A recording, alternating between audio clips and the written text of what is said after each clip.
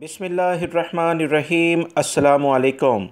Saudi अरब हो या Saudi अरब से बाहर कोई भी दुनिया का मुल्क, तमाम मुसलमान इस साल हज के तरीक़ाकार के बारे में इंतज़ार कर रहे हैं कि सऊदी हुकूमत की जानिब से इस साल वबाई मर्ज़ कोरोना से जो एहतियाती तदाबीर हैं उसे किस लेवल पर इख्तियार करते हुए और इसकी कीमत क्या होगी, क्या तरीक़ाकार होगा, ये वजाहती बयान कब जारी होगा, इसका इंतज़ार कर रहे हैं। सऊदी अरब की अहम वजारत जो कि वजारत इत्तलात है, उनकी जानिब से एक बयानिया जारी हुआ है जिसमें ताख़ीर होने की वजूहात के बारे में उन्होंने बताया है। सऊदी अरब के अहम वजारत जो कि वजारत इत्तलात है, उनके कायम मुकाम वज़ीर मजीद अब्दुल्ला अल कसबी ने बताया कि इस साल 2021 के लिहाज से जो हज का तरीक़ाकार है वो वाज़िया नहीं किया गया। उसकी मेन वजह सऊदी अरब में जो कोरोना के केसेस हैं और दुनिया के दीगर ममालिक में इसमें आने वाले दिनों में कमी बेशी जो मुसलसल हो रही है, ये परेशान कुन है।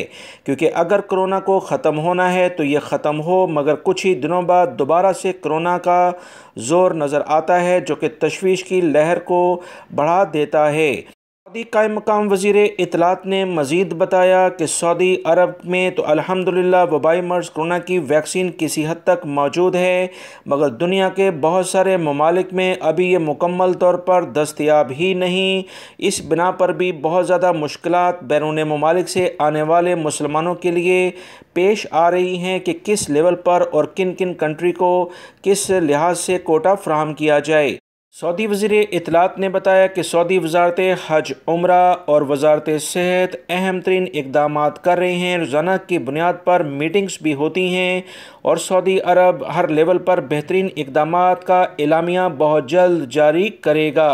दोस्तों, ये अहम इत्तलात आई थी वबाई मर्ज़ कोरोना की मौजूदा सूरत हाल के दौरान।